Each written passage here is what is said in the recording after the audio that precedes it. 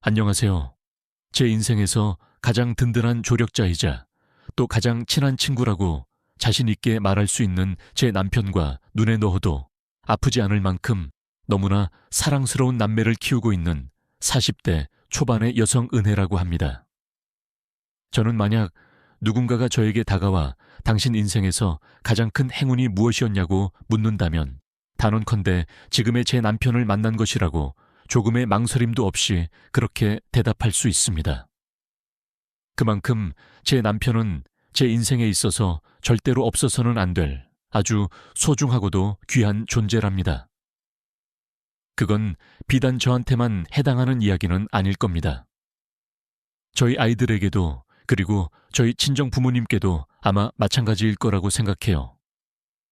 그만큼 남편이라는 한 사람의 존재는 우리 가족 모두에게 정말이지 아주 크고도 든든한 의미를 가지고 있습니다. 남편을 처음 만나게 된 것은 파릇파릇한 새내기였던 대학교 시절이었습니다. 저는 당시 호기심 많고 활발했던 성격 덕분에 여러 동아리에 가입해서 활동을 했었는데 그 중에서도 유독 제가 열심히 참여했던 봉사 동아리에서 몇 학번 위 선배였던 남편을 처음 만날 수 있었습니다. 하지만 그때는 그저 수많은 동아리 선후배 중 한 명일 뿐이었고 저희가 서로에게 특별한 감정을 느끼고 진짜 인연으로 발전하게 된 것은 그로부터 몇 년 뒤 남편이 군대를 건강하게 다녀오고 나서 다시 학교로 복학을 했을 때였습니다. 남편의 복학을 축하하기 위해 동아리 사람들이 다 같이 모여 시끌벅적하게 술자리를 가졌던 날. 저희는 어쩐지 예전과는 조금은 달라진 서로의 모습에서 왠지 모를 강한 호감을 느꼈던 것 같습니다. 저는 오랜만에 만난 그가 예전보다 한층 더 늠름하고 남자다워졌다고 생각했고 그 역시 한껏 여성스러워진 제 모습이 꽤나 인상 깊었다고 나중에 쑥스럽게 고백하더군요. 그렇게 그날부터 시작된 저희의 인연은 어느새 캠퍼스 내에서도 알콩달콩 소문난 커플로 발전하여 꽤 오랫동안 예쁜 연애를 하게 되었습니다. 대학교에서는 거의 1년 정도 연애를 했고 졸업하고 나서 각자 사회생활을 시작한 이후로는 또 4년이라는 시간을 더 함께했습니다. 사실 저희는 서로에 대한 깊은 사랑과 확신이 있었기 때문에 하루라도 빨리 결혼을 하고 싶다는 생각을 늘 하고 있었습니다. 그런데 안타깝게도 남편에게는 한 가지 말 못할 사정이 있었고 그래서 저희는 결혼을 서두르지 못하고 계속해서 미루고만 있었죠. 남편의 그 안타까운 사정은 바로 시아버님께서 오랫동안 암으로 투병 생활을 하고 계신다는 것이었습니다. 처음 아버님의 병을 발견했을 당시에는 이미 암이 다른 장기로 조금 전이가 된 상황이었지만 그래도 아직 희망을 놓을 단계는 아니었고 또 가족들 모두가 한마음으로 간절히 기도하며 적극적으로 치료에 임하고 있었기에 저희는 시아버님께서 하루빨리 건강을 되찾으시고 병상에서 일어나시면 그때 정식으로 결혼식을 올릴 생각으로 그렇게 하염없이 기다리고 있었던 것이었습니다. 또 남편은 혹시라도 저랑 너무 일찍 결혼을 하게 되면 제가 혹여나 시아버지의 그 길고 힘든 병간호에 발목이라도 묶이게 될까봐 그래서 일부러 저와의 결혼을 조금씩 더 늦추고 있었던 것도 있었습니다. 자신 때문에 제가 젊은 시절을 힘들게 보내는 것을 원치 않았던 것이죠. 서로가 서로를 그런 식으로 배려하고 또 아끼면서 그렇게 저희는 무려 5년이라는 긴 시간 동안이나 연애를 하게 되었던 것이었습니다. 남편은 늘 자기 때문에 저와의 결혼이 이렇게까지 늦어진 것에 대해 항상 미안한 마음을 가지고 있었고 제게 자주 그런 속마음을 털어놓기도 했었습니다. 은혜야, 정말 미안하다. 나 때문에 자기 좋은 시절 이렇게 하염없이 다 보내는 것만 같아서 자기도 분명 하루빨리 결혼하고 싶을 텐데 나 때문에 이렇게 발목 잡혀 있는 것 같아서 너무 미안해. 조금만 더 기다려줘. 우리 아빠만 건강하게 병상에서 일어나시면 그때는 정말 우리 바로 결혼하자. 지금은 아빠 병원비로 들어가는 돈도 너무 많아서 경제적으로도 넉넉하지가 않고 또 만약 우리가 지금 당장 결혼한다고 해도 결혼 후에 당신이 혼자서 감당해야 할 그런 여러 가지 힘든 상황들도 결코 만만치가 않을 거야.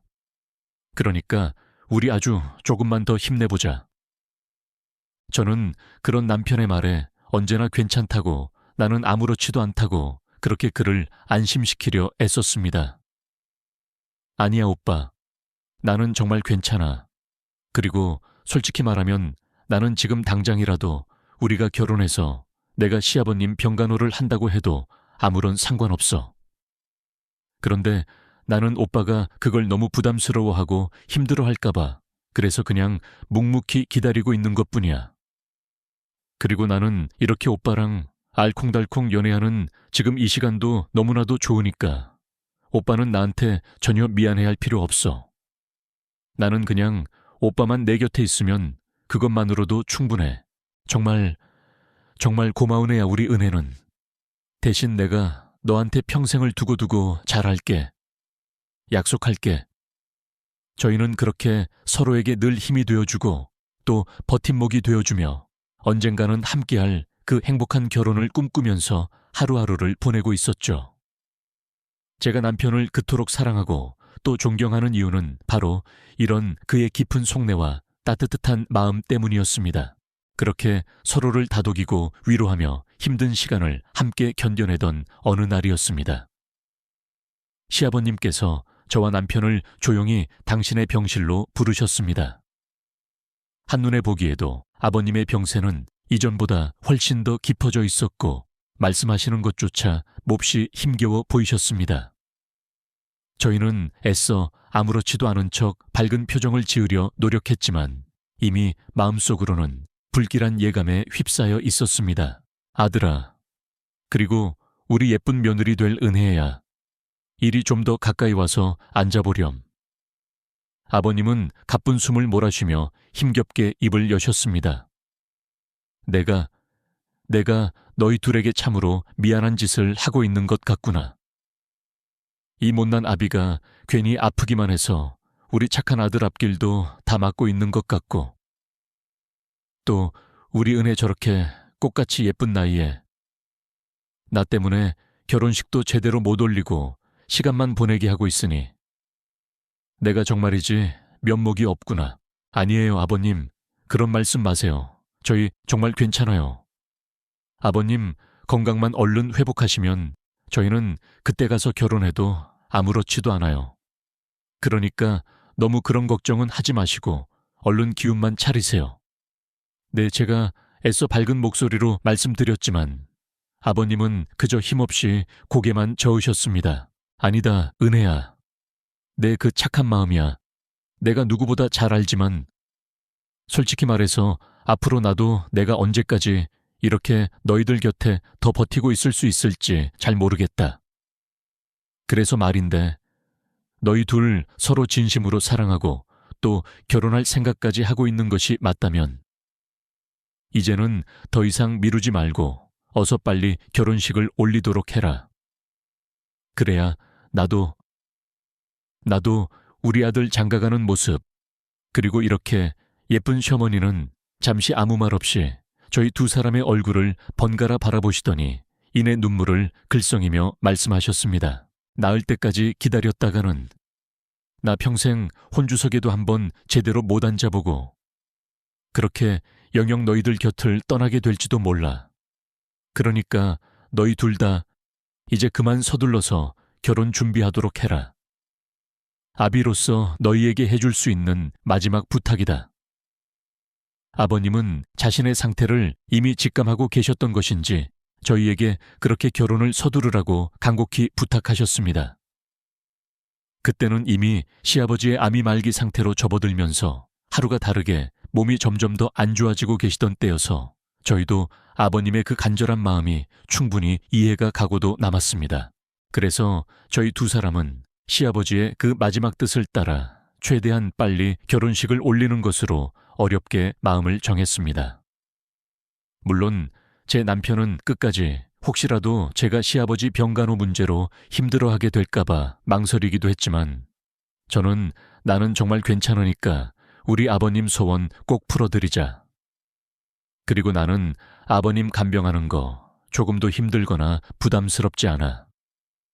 오히려 내가 사랑하는 사람의 아버지를 내 손으로 직접 돌봐드릴 수 있다는 게 얼마나 감사하고 기쁜 일인데. 하며 남편을 설득했습니다. 하지만 저희 두 사람만 동의한다고 해서 모든 것이 다 해결되는 것은 아니었습니다. 저희 친정 부모님의 허락 또한 반드시 필요했으니까요.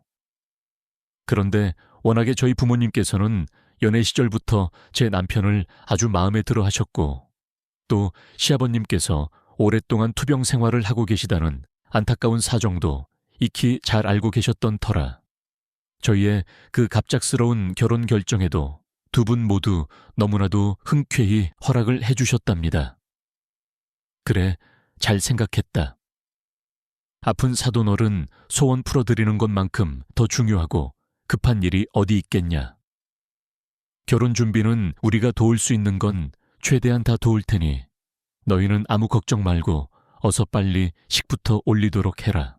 그렇게 양가 부모님의 전폭적인 지지와 허락을 받은 저희는 시아버님을 생각해서 정말이지 눈코 뜰 새 없이 바쁘게 그리고 최대한 빨리 결혼식을 준비하기 시작했습니다. 그리고 그 결과 정말 믿을 수 없게도 불과 한 달 만에 저희는 결혼식을 올릴 수 있게 되었습니다. 실은 거의 불가능에 가까운 일이었는데 마침 저희가 원하는 날짜의 식을 올리기로 했던 다른 예비 부부가 갑작스럽게 결혼식을 취소하면서 운 좋게 그 빈자리가 생겼고 저희가 바로 그 자리에 식을 올릴 수 있었던 것이었어요. 마치 하늘에 계신 누군가가 저희를 도와주시기라도 한 것처럼 말입니다. 결혼식 당일 시아버님께서는 병원에서 외출 허가를 받아 휠체어에 의지하신 채로 결혼식장에 오셨습니다. 오랜 투병 생활로 몸은 많이 상해 계셨지만 그날만큼은 세상 그 누구보다도 가장 행복한 표정을 짓고 계셨습니다. 결혼식이 진행되는 내내 아버님의 얼굴에서는 미소가 떠나지 않았고 저희 두 사람이 서로 반지를 끼워주고 사랑의 서약을 하는 모습을 보시면서는 조용히 눈물을 훔치시기도 하셨죠. 그리고 그 모습이 제가 기억하는 시아버지의 마지막 모습이 되고야 말았습니다. 저희가 결혼식을 올리고 정확히 2주라는 시간이 흘렀을 때 시아버님께서는 그토록 사랑하는 가족들이 지켜보는 가운데 조용히 눈을 감으셨습니다. 돌아가시기 직전 아버님께서는 제 손을 꼭 잡으시고는 이런 말씀을 마지막으로 남겨주셨습니다. 우리 예쁜 셔머니는 잠시 아무 말 없이 저희 두 사람의 얼굴을 번갈아 바라보시더니 이내 눈물을 글썽이며 말씀하셨습니다. 나을 때까지 기다렸다가는 나 평생 혼주석에도 한번 제대로 못 앉아보고 그렇게 영영 너희들 곁을 떠나게 될지도 몰라. 그러니까 너희 둘 다 이제 그만 서둘러서 결혼 준비하도록 해라. 아비로서 너희에게 해줄 수 있는 마지막 부탁이다. 아버님은 자신의 상태를 이미 직감하고 계셨던 것인지 저희에게 그렇게 결혼을 서두르라고 간곡히 부탁하셨습니다. 그때는 이미 시아버지의 암이 말기 상태로 접어들면서 하루가 다르게 몸이 점점 더 안 좋아지고 계시던 때여서 저희도 아버님의 그 간절한 마음이 충분히 이해가 가고도 남았습니다. 그래서 저희 두 사람은 시아버지의 그 마지막 뜻을 따라 최대한 빨리 결혼식을 올리는 것으로 어렵게 마음을 정했습니다. 물론 제 남편은 끝까지 혹시라도 제가 시아버지 병간호 문제로 힘들어하게 될까봐 망설이기도 했지만 저는 나는 정말 괜찮으니까 우리 아버님 소원 꼭 풀어드리자. 그리고 나는 아버님 간병하는 거 조금도 힘들거나 부담스럽지 않아. 오히려 내가 사랑하는 사람의 아버지를 내 손으로 직접 돌봐드릴 수 있다는 게 얼마나 감사하고 기쁜 일인데 하며 남편을 설득했습니다. 하지만 저희 두 사람만 동의한다고 해서 모든 것이 다 해결되는 것은 아니었습니다. 저희 친정 부모님의 허락 또한 반드시 필요했으니까요. 그런데 워낙에 저희 부모님께서는 연애 시절부터 제 남편을 아주 마음에 들어 하셨고 또 시아버님께서 오랫동안 투병 생활을 하고 계시다는 안타까운 사정도 익히 잘 알고 계셨던 터라 저희의 그 갑작스러운 결혼 결정에도 두 분 모두 너무나도 흔쾌히 허락을 해주셨답니다. 그래, 잘 생각했다. 아픈 사돈어른 소원 풀어드리는 것만큼 더 중요하고 급한 일이 어디 있겠냐. 결혼 준비는 우리가 도울 수 있는 건 최대한 다 도울 테니 너희는 아무 걱정 말고 어서 빨리 식부터 올리도록 해라. 그렇게 양가 부모님의 전폭적인 지지와 허락을 받은 저희는 시아버님을 생각해서 정말이지 눈코뜰 새 없이 바쁘게 그리고 최대한 빨리 결혼식을 준비하기 시작했습니다. 그리고 그 결과 정말 믿을 수 없게도 불과 한 달 만에 저희는 결혼식을 올릴 수 있게 되었습니다. 실은 거의 불가능에 가까운 일이었는데 마침 저희가 원하는 날짜의 식을 올리기로 했던 다른 예비 부부가 갑작스럽게 결혼식을 취소하면서 운 좋게 그 빈자리가 생겼고 저희가 바로 그 자리에 식을 올릴 수 있었던 것이었어요. 마치 하늘에 계신 누군가가 저희를 도와주시기라도 한 것처럼 말입니다. 결혼식 당일 시아버님께서는 병원에서 외출 허가를 받아 휠체어에 의지하신 채로 결혼식장에 오셨습니다. 오랜 투병 생활로 몸은 많이 상해 계셨지만 그날만큼은 세상 그 누구보다도 가장 행복한 표정을 짓고 계셨습니다. 결혼식이 진행되는 내내 아버님의 얼굴에서는 미소가 떠나지 않았고 저희 두 사람이 서로 반지를 끼워주고 사랑의 서약을 하는 모습을 보시면서는 조용히 눈물을 훔치시기도 하셨죠. 그리고 그 모습이 제가 기억하는 시아버지의 마지막 모습이 되고야 말았습니다. 저희가 결혼식을 올리고 정확히 2주라는 시간이 흘렀을 때 시아버님께서는 그토록 사랑하는 가족들이 지켜보는 가운데 조용히 눈을 감으셨습니다. 돌아가시기 직전 아버님께서는 제 손을 꼭 잡으시고는 이런 말씀을 마지막으로 남겨주셨습니다. 우리 예쁜 며느리, 그리고 내 아들, 너희들 결혼하는 모습, 이 아비가 두 눈으로 직접 볼 수 있게 해줘서 내 얼마나 고맙고 또 감사한지 모르겠다. 이제 나는 아무런 여한이 없다. 정말 고맙다. 이제 너희 둘 아무 걱정 말고 오래오래 행복하게 잘 살아다오. 결혼식 날 그토록 환하게 웃으시며 저희에게 이렇게 축복의 말씀을 해주신 것이 거의 시아버지의 마지막 유언이 되었다고 할 수 있을 만큼 그 후로는 계속 조용히 누워만 계시다가 마지막 순간에도 아주 편안하게 눈을 감으셨습니다. 남편은 시아버지의 임종을 지켜보며 아주 많이 슬퍼했지만 그래도 그리 크게 절망하거나 좌절하지는 않았습니다. 왜냐하면 그동안 시아버지가 편찮으시기 시작하면서부터 결혼식 날 그리고 마지막 임종하시는 그 순간까지 정말이지 너무나도 많이 울었었거든요.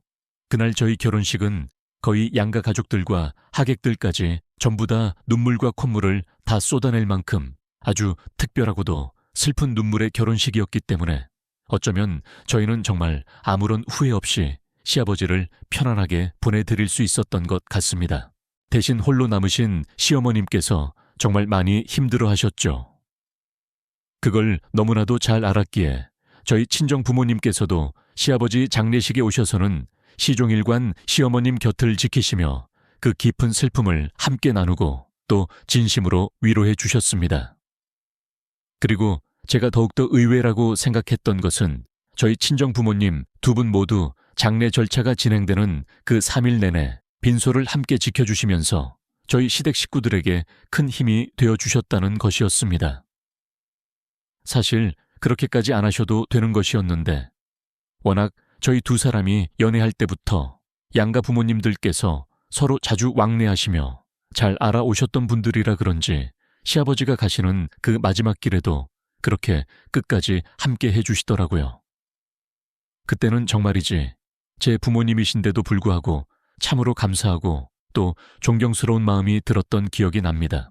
그렇게 시아버지를 보내드리고 나서 한동안은 시댁 전체가 깊은 슬픔에 잠겨 있었지만 그래도 시어머님께서 조금씩 안정을 되찾아가시고 또 저와 제 남편도 새로운 결혼 생활에 점차 적응해 나가면서 저희는 다시금 평범한 일상으로 돌아갈 수 있었습니다. 저희가 함께 살게 된 신혼집은 그리 크고 좋지는 않았지만 그래도 저희 두 사람의 빠듯한 형편과 수준에서는 아주 잘 고른 충분히 만족하면서 오손도손 살아갈 수 있을 만한 그런 아담하고 예쁜 곳이었습니다. 오히려 집이 조금 좁아서 저희 두 사람이 언제나 꼭 붙어 있을 수 있어서 저는 더 좋더라고요.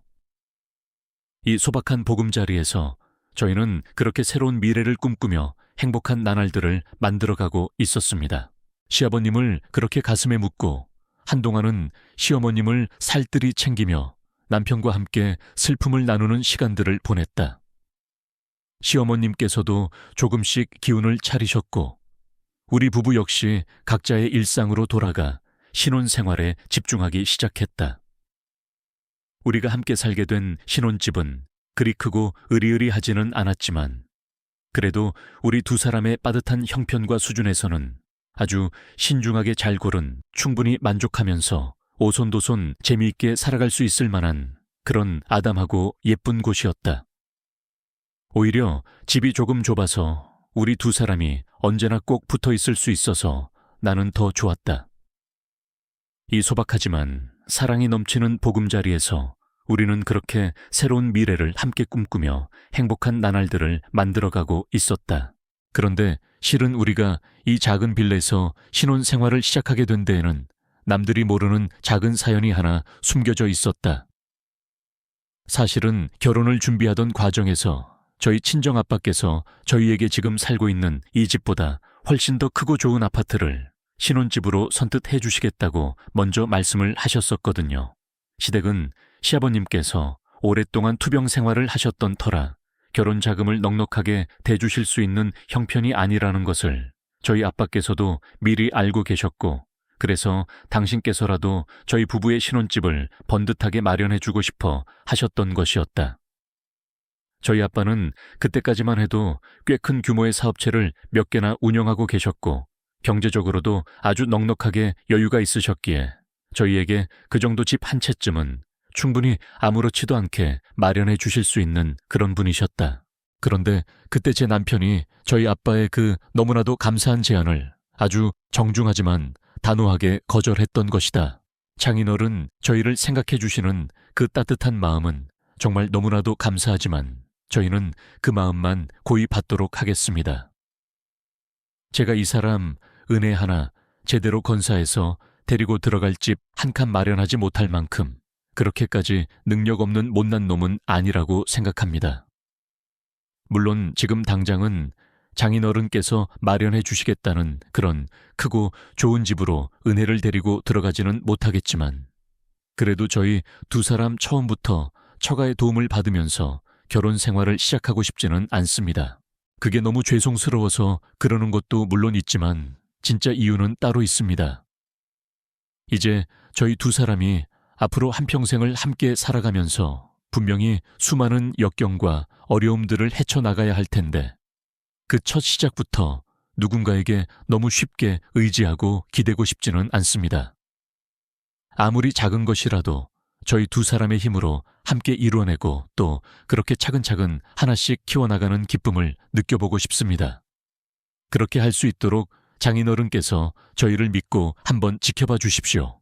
남편은 저희 아빠 앞에서 상당히 조심스럽고 또 예의 바르게 말씀을 드리면서도 자신의 그 확고한 의지만큼은 아주 분명하고도 강단 있게 잘 전달했다. 그 모습을 옆에서 지켜보는 나도 그리고 그 말을 직접 듣고 계셨던 우리 아빠도 남편의 그 뜻밖의 모습에 또 한 번 깊이 반하지 않을 수 없었다. 사실 남편이 저희 아빠께 그런 말씀을 드리기 전에 저한테 먼저 그 이야기를 꺼냈었다. 저희 아빠께서 우리에게 집을 해주시겠다고 처음 말씀하셨던 날, 제가 그 사실을 남편에게 너무나도 기쁜 마음으로 전했는데 남편이 제 예상과는 다르게 아주 단호한 표정으로 이렇게 말을 하는 것이었다. 은혜야, 우리 그 집 받지 말자. 나는 내 힘으로 당신이랑 함께 살 우리 집을 내 손으로 직접 구하고 싶어. 실은 내가 요즘 미리 봐둔 집이 하나 있는데 안 그래도 조만간 당신한테 같이 한번 가보자고 말할 생각이었거든. 비록 지금 우리가 가진 돈으로는 20평짜리 아주 작은 빌라밖에 못 구하겠지만 그래도 우리 거기서부터 한번 시작해보자. 그렇게 둘이서 열심히 돈 모아서 점점 더 넓은 평수로 이사도 가보고 나중에는 번듯한 아파트로나 또 다른 좋은 집으로 이사도 한번 가보자. 그리고 당신 나중에 꼭 한번 정원이 딸린 예쁜 단독주택에서 살아보고 싶다고 했었지. 우리 그것도 포기하지 말고 아주 천천히 하나씩 하나씩 노력해서 그것까지 꼭 한번 같이 해보자. 솔직히 말해서 처음 그 말을 들었을 때는 조금 실망스럽기도 했다. 아니 뭐하러 그런 고생을 일부러 사서 하려고 해. 우리 아빠가 이렇게 좋은 집 그냥 해주시겠다는데. 그리고 20평짜리 빌라면 너무 작은 거 아니야. 나는 그래도 조금 더 넓고 좋은 집에서 살고 싶은데. 하고 나도 모르게 볼멘 소리가 나왔다. 그러자 남편은 내 두 손을 꼭 잡고 아주 진지한 눈빛으로 나를 바라보며 말했다. 은혜야, 그런 소리 하지 마. 20평짜리가 뭐 어때서 그래? 거실 하나 있고 방 2개 정도면 우리 두 사람이 오손도손 살기에는 충분하고도 남아. 그리고 나는 정말 당신을 내 아내로 맞이해서 내 힘으로, 내 능력으로 당신을 평생 책임지면서 살고 싶어. 당신 나 못 믿어. 내가 어떻게든 당신 굶기지 않고 또 남들 부럽지 않게 행복하게 해줄 자신 있으니까 나만 믿고 한번 따라와 주면 안 될까? 내 인생의 가장 큰 목표는 아주 차근차근 우리 두 사람의 힘으로 당신이 그토록 살고 싶어 하는 그 정원 딸린 예쁜 단독주택까지 함께 가는 거야. 그리고 바로 그 집에서 당신이랑 그리고 앞으로 태어날 우리 예쁜 아이들이랑 그렇게 다 같이 끝까지 행복하게 사는 게 내 유일한 꿈이자 가장 큰 목표라고. 그러니까 우리 그거 한번 둘이서 힘 합쳐서 멋지게 잘 이뤄나가 보자. 내가 정말 잘할게. 약속할게. 이 사람이 이렇게까지 진심을 다해 간절하게 말을 하는데, 그리고 그 말들 중에 틀린 소리가 정말 단 하나도 없는데 내가 어찌 더 이상 토를 달거나 반대를 할 수가 있었겠는가. 그리고 이 말을 듣는데 평소 그 누구보다 제 남편을 잘 알고 있다고 자부했던 나였던지라. 그가 지금 하는 이 모든 말들이 결코 허황되거나 실현 불가능한 그런 헛된 소리가 아니라는 것을 단번에 알아챌 수 있었고, 그래서 저는 그의 그 굳건한 의지와 진심 어린 약속에 오히려 더 큰 감동과 함께 깊은 든든함을 느낄 수 있었다.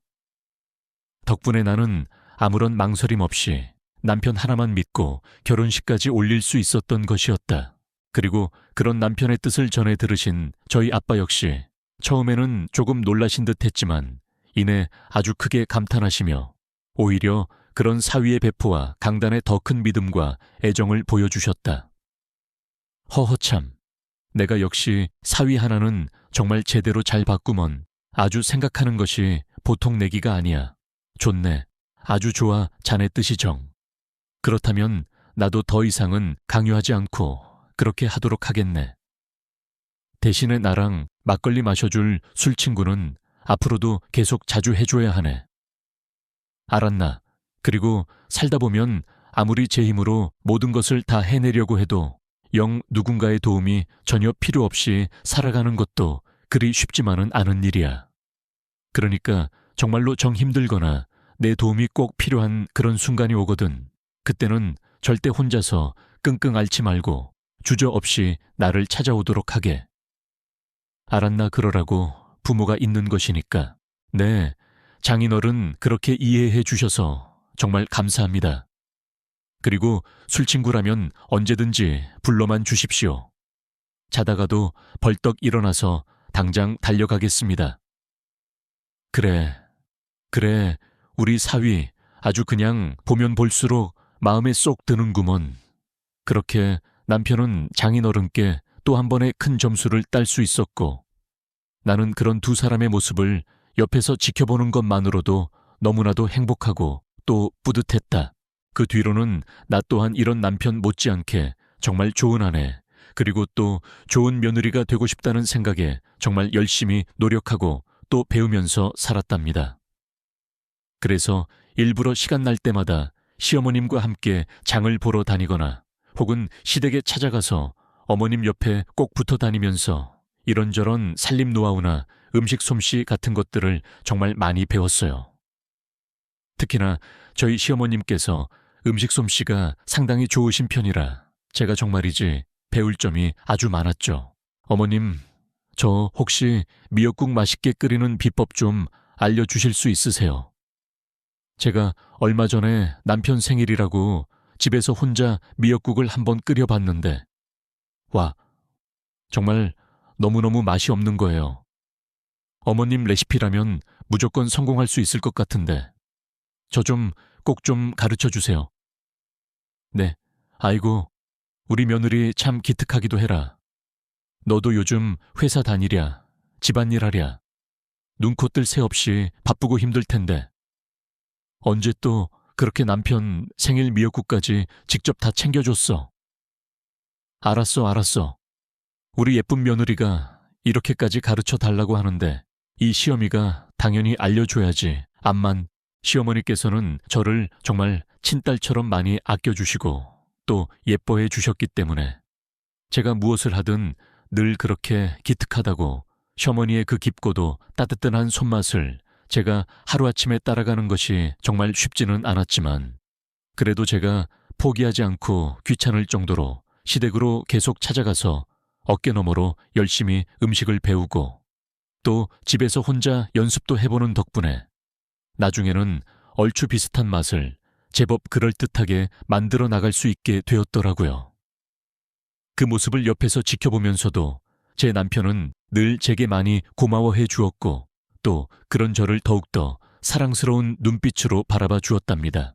그렇게 저희 부부는 비록 남들처럼 아주 크고 좋은 집에서 시작하지는 못했지만 서로를 아끼고 사랑하는 그 마음 하나만으로도 충분히 행복하고 또 만족스러운 결혼 생활을 아주 즐겁게 잘 해나가고 있었습니다. 저는 이 소박하지만 단단한 행복이 앞으로도 영원히 계속될 것이라고 그렇게 굳게 믿고 있었죠. 그렇게 저희 부부는 서로를 아끼고 존중하며 또 양가 부모님께도 누가 먼저랄 것 없이 효도하면서 평범하지만 더없이 행복한 결혼 생활을 이어갔습니다. 시어머님께서는 여전히 제게 맛있는 음식 해먹이는 재미에 푹 빠져 계셨고 저는 그런 어머님의 손맛을 하나라도 더 전수받기 위해 주말마다 시댁을 드나들며 어머님 곁을 떠나지 않았죠. 남편은 그런 저와 어머니의 모습을 흐뭇하게 바라보며 역시 우리 집안 여자들은 손맛이 보통이 아니라니까. 장모님도 그렇고 우리 어머니도 그렇고 나는 정말 복받은 놈이야 하며 너스레를 떨기도 했습니다. 시간은 빠르게 흘러 저희에게도 눈에 넣어도 아프지 않을 만큼 예쁜 딸아이와 듬직한 아들, 그렇게 사랑스러운 남매가 태어났습니다. 아이들이 태어나면서 저희 집은 이전보다 훨씬 더 웃음소리가 끊이지 않는 그야말로 활기 넘치는 공간으로 변해갔습니다. 남편은 퇴근하고 돌아오면 아이들과 놀아주느라 시간 가는 줄 몰랐고 저 또한 그런 남편과 아이들의 모습을 보는 것만으로도 세상 모든 행복을 다 가진 듯 했습니다. 하지만 그렇게 마냥 행복하기만 할 것 같았던 저희 가족에게도 조금씩 걱정스러운 그림자가 드리워지기 시작했습니다. 바로 저희 친정아버지의 건강 문제였습니다. 평생을 사업 때문에 바쁘게 살아오신 저희 아빠는 젊은 시절부터 술과 담배를 무척이나 좋아하시던 분이셨습니다. 늘 저희 아빠는 식사 때마다 약주라며 반주를 한두 잔씩 챙겨 드셨고 때에 따라서는 스트레스를 푼다는 핑계로 술과 담배를 서슴없이 즐기시는 분이라 저희 가족들 모두는 항상 아빠의 건강을 염려하며 노심초사하고 있었습니다. 그런데 워낙에 타고난 체력이 좋으신 분인데다가 아빠는 젊어서부터 꾸준히 운동까지 하셨기에 그동안은 건강에 이렇다 할 큰 문제가 없으셨습니다. 하지만 역시나 가는 세월 앞에는 장사가 없다고 했던가요. 어느덧 환갑을 훌쩍 넘기신 아빠는 예전과는 다르게 몸이 예전 같지 않다는 말씀을 부쩍 자주 하시게 되었습니다. 결국에는 건강이 갑자기 많이 안 좋아지신 것을 스스로 느끼시고 병원을 찾으셨는데 그때 종합건강검진 결과로 그동안 즐겨 하시던 술과 담배도 이제는 다 끊고 본격적으로 몸 관리를 시작해야 한다는 의사의 엄중한 진단이 내려지면서 저희 가족들의 걱정은 더욱더 심각해지기 시작했습니다. 가족 중 그 누구도 아빠의 건강에 이렇게 갑자기 이상이 생길 것이라고는 전혀 예상을 하지 못했습니다. 정말이지 예전에는 아무리 술을 진탕 마시고 몸도 제대로 못 가누는 채로 주무셔도 다음날 아침이면 언제 그랬냐는 듯이 아무렇지도 않게 멀쩡히 일어나서 회사 일이며 집안일이며 모든 것을 다 완벽하게 처리하셨던 분이셨거든요. 그런데 그런 강철 체력을 자랑하시던 분에게 건강 문제가 생기면서 아빠는 결국 하시던 일까지 뒤로 미룬 채 한동안은 당신 몸을 먼저 챙겨야만 하는 그런 안타까운 상황이 오게 된 것이었습니다. 하지만 아빠는 당신이 운영하시던 그 사업체를 하루아침에 바로 그만두실 수도 없는 노릇이었습니다. 왜냐하면 아빠는 당신께서 평생을 일궈오신 그 작지만 탄탄한 사업체의 하나뿐인 대표이셨기 때문에 당신이 갑자기 그 자리에서 물러나 버리면 회사 전체가 흔들릴 수도 있는 그런 상황이었거든요. 그래서 아빠는 당분간은 회사 일을 조금 줄이시고 건강을 회복하기 위한 여러 가지 노력들을 하시면서 시간을 많이 가지시기로 하셨습니다. 그런데 여기에서 전혀 예상치도 못했던 것은 바로 아빠가 당신의 건강 문제를 대비하면서 동시에 회사 일까지 함께 대비하기 위해 내리신 그 결정이었습니다. 아빠는 당신께서 이제 더 이상 예전처럼 왕성하게 회사 일을 돌보실 수 없게 될 때를 대비해서 당신의 그 빈자리를 채워줄 후계자를 찾고 계셨는데 그 후계자로 다름 아닌 제 남편을 그 자리에 앉히고 싶어 하셨던 것입니다. 이 계획은 어느 날 저녁 아빠께서 저와 제 남편을 조용히 당신의 서재로 부르셔서 함께 식사를 하시면서 처음 듣게 되었는데 그때 저희 두 사람이 얼마나 깜짝 놀라고 또 당황했는지 모릅니다. 자네 먼저 술 한 잔 받으시게. 예, 감사합니다, 장인어른. 장인어른께서도 한 잔 받으시죠. 아, 아니야. 나는 이제 괜찮네. 자네도 알다시피 나 이제 술 완전히 끊었네. 아, 맞다. 집사람한테 얘기는 다 들었습니다, 장인어른. 이제 건강 많이 돌보셔야 한다면서요. 그래, 뭐 그렇게 됐네. 그래서 말인데 안 그래도 오늘 자네한테 이 얘기 좀 하려고 불렀네. 자네 혹시 이참에 아예 우리 회사로 들어와서 나랑 같이 일 좀 한번 제대로 배워볼 생각 없는가? 네, 장인어른 회사 말씀이십니까? 남편은 정말 깜짝 놀란 표정으로 되물었습니다.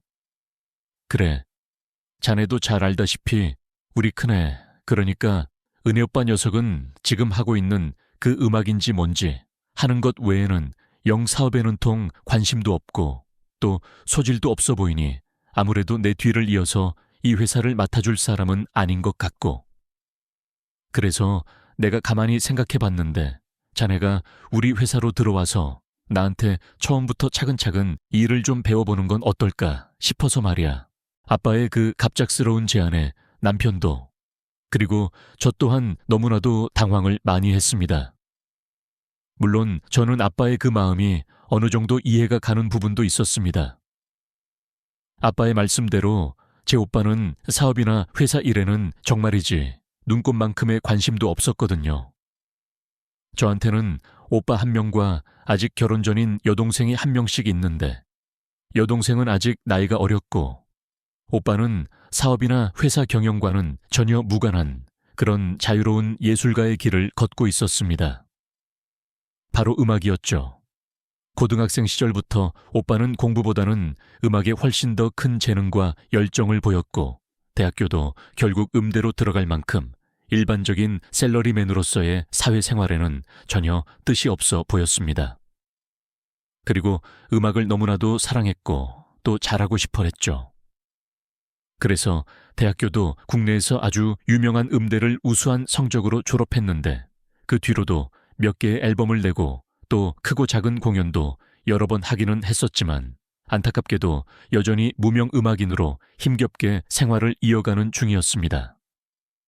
대신에 아이들한테 보컬 레슨이나 작곡 같은 것을 가르쳐주면서 자기 앞가림은 그럭저럭 잘 하고 다니는지라 저희 아빠도 더 이상은 아들의 그 힘든 길에 대해 간섭하거나 강요하지 않으시고 오히려 묵묵히 아들의 그 험난한 꿈을 응원해주고 계셨죠. 하지만 아빠의 회사는 해가 갈수록 점점 더 그 규모가 커지고 있었고, 언젠가는 아빠의 그 빈자리를 채워줄 믿음직한 후계자가 반드시 필요했기에 아마도 아빠께서는 그 다음 사람으로 제 남편을 선택하신 듯 했습니다. 남편은 한참 동안이나 아무 말 없이 망설이는 듯 했습니다. 그도 그럴 것이, 그 당시 아빠는 기존에 운영하시던 공장 외에도 다른 지역에 훨씬 더 큰 규모의 새로운 공장을 하나 더 세우셨던 때였습니다. 그러면서 국내 굴지의 대기업에 안정적으로 물건을 납품하는 계약까지 성사시키면서 사업을 더욱더 확장시켜 나가고 계셨는데, 바로 그 새롭고도 중요한 일을 제 남편에게 한번 맡겨보고 싶다고 제안을 하신 것이었죠. 그때가 아마 남편이 한 회사에서만 아주 오랫동안 성실하게 근무하면서 거의 10년이라는 경력이 넘어가던 시기였던지라, 남편은 이미 지금 다니고 있는 그 회사에서도 어느 정도 자리를 잘 잡고 또 인정을 받고 있는 그런 상황이었습니다. 그런 그에게 한 번도 해보지 않은 전혀 새로운 분야의 일에 대한 제안은 분명 조금은 갑작스럽고 또 부담스럽게 느껴졌을 것 같습니다. 그래도 남편은 그 자리에서 바로 거절은 하지 않고 일단은 한번 진지하게 생각을 해보겠다고 말씀을 드린 후, 그 후로 며칠 동안이나 깊은 고민의 시간을 좀 가졌습니다. 그러던 와중에 저희 첫째 딸아이가 드디어 초등학교에 입학을 하던 바로 그때였습니다. 남편과 저 둘 다 소중한 첫째 딸아이의 그 역사적인 입학식에 함께 참석하기 위해 아침 일찍부터 서둘러 학교를 찾아갔는데, 학교 정문 앞에서 전혀 예상치도 못했던 분들을 마주치고는 깜짝 놀라고 말았죠. 그건 바로 바쁘실 텐데도 불구하고 손녀의 입학식을 축하해 주시기 위해 한 걸음에 달려오신 저희 친정 부모님이셨답니다. 어머, 엄마 아빠, 여긴 어쩐 일이세요? 여기까지 어떻게 오셨어요? 우리 첫 손녀 입학식인데 이 할애비 할미가 당연히 한번 와봐야 하지 않겠냐? 어디 보자. 우리 예쁜 손녀. 오늘 첫 등굣길 모습이 과연 얼마나 예쁘고 또 늠름한지 이 할애비가 좀 봐야겠다. 아이고, 우리 강아지 교복도 아주 야무지게 잘 차려입었네. 머리도 이렇게 예쁘게 양쪽으로 묶고 오늘 학교 가서 친구들도 많이 사귀고 선생님 말씀도 잘 들어야 한다 알았지? 네, 할아버지, 엄마가 오늘 아침에 머리 이렇게 양쪽으로 예쁘게 묶어줬어요. 오늘 학교 예쁘게 하고 가야 친구들도 저랑 잘 놀아주고 또 많이 사귈 수 있다고 했어요. 그렇지 그렇지. 우리 손녀가 이렇게나 예쁘고 또 똑똑하니. 아마 오늘 학교 가면 친구들이 서로 놀자고 막 몰려들겠는데 이거 큰일 났구먼. 허허허. 저희 아빠 엄마는 너무나도 기특해 하시면서 연신 손녀를 대견하게 바라보시더니 이내 미리 준비해 오신 커다란 선물까지 불쑥 내주셨죠. 그건 바로 제 딸아이의 새 책가방이었습니다. 저희가 이미 사준 책가방을 메고 있었지만 아빠는 그 안에 예쁜 필통부터 시작해서 각종 공책이며 연필 지우개 등 아이에게 꼭 필요한 여러 가지 학용품들을 아주 그냥 한가득 채워서 정성껏 준비를 해오셔서는 손녀에게 또 다른 입학 선물이라며 건네주셨습니다. 그걸 받는 우리 딸아이가 또 얼마나 좋아하고 신나 했는지 모릅니다. 덕분에 그날 입학식은 저희 딸아이도 그리고 저희 부부도 너무나도 기분 좋고 또 행복하게 보낼 수 있었답니다. 그리고 바로 거기에 그날 그렇게 바쁘신 와중에도 손녀의 입학식까지 한 걸음에 달려와 진심으로 축하해 주시는 저희 아빠의 그 따뜻한 모습을 보면서 그동안 아빠의 사업 제안에 대해 깊이 고민하고 있었던 우리 남편도 드디어 자신의 마음을 확실하게 정할 수 있는 어떤 중요한 계기가 되었던 것 같습니다.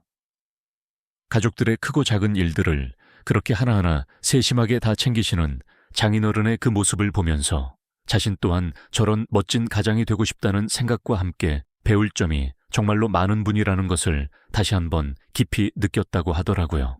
그날 저녁 남편은 제게 이렇게 말했습니다. 여보, 나 정말 장인어른이 너무나도 존경스러워.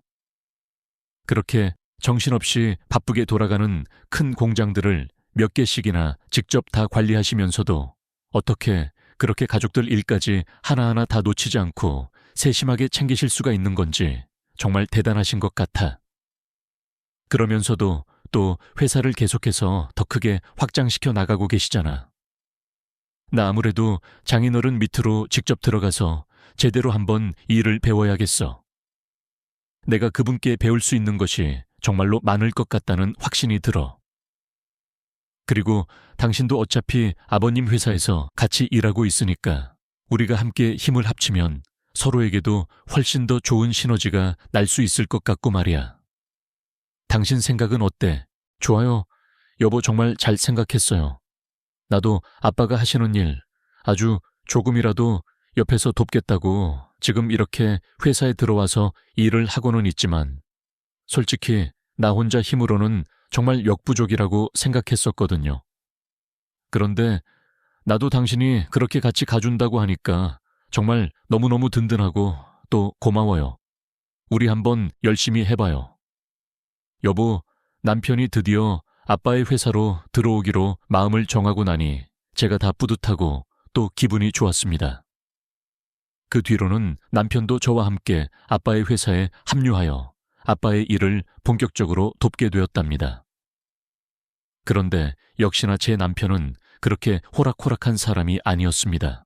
남편이 아빠의 회사로 들어오기로 최종적으로 마음을 정하고 나서 저는 제 일처럼 기쁘고 또 한편으로는 든든한 마음이 들었습니다. 하지만 역시나 제 남편은 그렇게 호락호락하게 쉬운 길을 선택하는 사람이 아니었습니다. 그는 아빠의 회사에 합류하게 되면서 한 가지 중요한 제안안이 조건을 내걸었습니다. 장인어른 회사에 들어가서 열심히 한번 일해 보겠습니다. 그런데 대신에 제가 한 가지 부탁드릴 것이 있습니다. 제가 장인어른 회사에 들어가는 대신에 저 아주 밑바닥 현장부터 다시 시작하고 싶습니다. 제가 이전 회사에서 10년 넘게 일하긴 했지만 그것도 다 제가 맡았던 한정된 업무 안에서만이었지 장인어른께서 지금 하고 계시는 이 제조업 분야에 대해서는 아는 것이 거의 없습니다. 그래서 저는 이번 기회에 아예 맨 밑으로 내려가서 공장 현장이 어떻게 돌아가는지부터 하나하나 제대로 다 배워보고 싶습니다. 그래야지만 제가 나중에 떳떳하게 장인어른 회사에 다닐 수 있을 것 같습니다. 남편은 이어 이렇게까지 덧붙였습니다. 저는 소위 말하는 낙하산이 되는 것은 정말 싫습니다. 이미 제가 아무런 면접이나 시험 절차 없이 장인어른 회사에 들어가는 것만 해도 다른 사람들이 보기에는 충분히 낙하산이라고 생각할 수 있습니다. 그건 어쩔 수 없다고 해도 적어도 업무 능력만큼은 제가 현장에서부터 하나하나씩 직접 부딪히고 또 깨지면서 배워나가서 다른 동료들에게 당당하게 인정받고 싶습니다. 부디 그렇게 할 수 있도록 허락해 주십시오, 장인어른. 남편의 그 생각지도 못한 제안에 아빠는 무척이나 많이 놀라워하시는 눈치였습니다. 하지만 한편으로는 그런 사위의 당돌하면서도 또 한편으로는 기특한 그 생각에 내심 많이 뿌듯해하시는 것 같기도 했습니다. 사실 이건 역시 저와는 이미 사전에 충분히 상의가 되었던 부분이었기 때문에 저는 크게 놀랍지는 않았습니다. 대신 저는 역시 이 모든 것이 참으로 제 남편답다는 그런 생각이 들었죠. 허허 자네, 내가 자네의 그 제안을 못 들어줄 것은 아니지만 자네 그러다가 몸 축나네. 생각보다 현장 일이 많이 힘들 텐데 정말 괜찮겠는가? 아빠의 걱정스러운 물음에 남편은 단호하게 대답했습니다. 네, 그럼요, 장인어른. 저는 정말 괜찮습니다. 업무에 대해서 아는 것도 하나 없는 바보천치로 회사의 자리만 차지하고 앉아있고 싶지는 않습니다. 그러니까 부디 허락해 주십시오. 남편의 그 간곡한 부탁과 함께 이 생각을 쉽게 꺾을 수 없을 것이라는 것을 안아빠께서는 결국 사위의 그 뜻을 존중하여 그대로 허락을 해주시기로 했습니다. 그리고 아빠는 남편을 본사가 아닌 이번에 사업을 새롭게 확장하면서 충청도 아산에 새로 지은 그 공장으로 발령을 내셨습니다. 또한 남편의 간곡한 부탁에 따라 그가 자신의 사위라는 사실 또한 아산 공장 내에서는 모두 다 철저하게 비밀로 하고 일을 하기로 약속까지 하셨죠. 누구라도 회사 대표의 사위라는 사실을 알게 되면 아무래도 부담스러워하고 또 괜히 눈치를 보며 어렵게 대할 것이 너무나도 뻔했기 때문에 이 부분 또한 남편이 아빠에게 특별히 부탁을 했던 것이었습니다. 그렇게 바로 다음 주부터 아산 공장으로 출근하게 된 남편의 새로운 직장 생활은 생각보다 아주 빠르게 잘 흘러가고 있었습니다. 하지만 역시나 가장 큰 문제는 서울에 있는 저희 집과 충청도, 아산에 있는 공장까지의 그 만만치 않은 거리였습니다. 아무리 남편이 매일 새벽같이 일어나서 서두른다고 해도 왕복 출퇴근에만 거의 4~5시간이 넘게 소요되었고 특히나 출퇴근길에는 차가 워낙에 많이 막히는지라 그 길 위에서 허비하는 시간이 너무나도 많았습니다. 그래서 저희 부부는 아주 큰 결심을 하고 당분간은 어쩔 수 없이 주말 부부로 지내기로 했습니다. 저는 아이들 학교 문제도 있고 또 서울 본사에서 계속 일을 하고 있었기에 갑자기 아산으로 내려가서 살 수는 없는 형편이었고 그래서 결국 남편 혼자서 그곳 아산 공장 근처에 작은 오피스텔을 하나 구해서 그곳에서 지내며 일을 하기로 한 것이었죠. 다른 사람들은 저희가 주말 부부로 지낸다고 하면 걱정을 많이 했지만 저와 제 남편은 서로를 굳게 믿고 있었고 또 남편의 입장에서도 하루라도 빨리 그 새로운 공장 환경에 적응해서 일을 제대로 배워야 했기에 저희 두 사람은 그렇게 조금은 힘들지만 불가피한 결정을 내릴 수밖에 없었습니다. 남편은 그렇게 주말 부부가 되고 아산으로 내려가자마자 정말이지 눈코 뜰 새 없이 열심히 일에만 몰두했습니다. 한 번은 저희 아빠에게서 전화가 왔었는데 저는 그 전화 통화 내용으로 인해 제 남편이 또 한 번 너무나도 자랑스럽고 또 존경스러워졌던 기억이 납니다. 이 아이야, 내 남편 그거 진짜 보통 물건이 아니더라. 아주 대단해. 대단해. 말도 마라. 아주 거기 아산 공장장이 나한테 직접 전화해서 그러는데 내 남편이 그렇게 열심히 일하는 사람이 세상에 또 없을 거라고. 아주 그냥 입이 마르도록 이른 듯 그 칭찬을 하더라니까. 하루에 기본으로 13시간씩 공장에 붙어서 일을 하고 또 주말에도 쉬는 날 없이 나와서 일을 배우고 한다던데. 아니, 나이도 이제 40줄에 들어선 사람이 갑자기 막내 신입으로 현장에 들어와서 일을 얼마나 하려나 내심 걱정도 좀 했었는데 아주 그렇게 열심일 수가 없다고 자기가 다 혀를 내두를 지경이라고 하더라. 혀를. 아빠 난 우리 남편 그럴 줄 처음부터 다 알고 있었는데 뭘?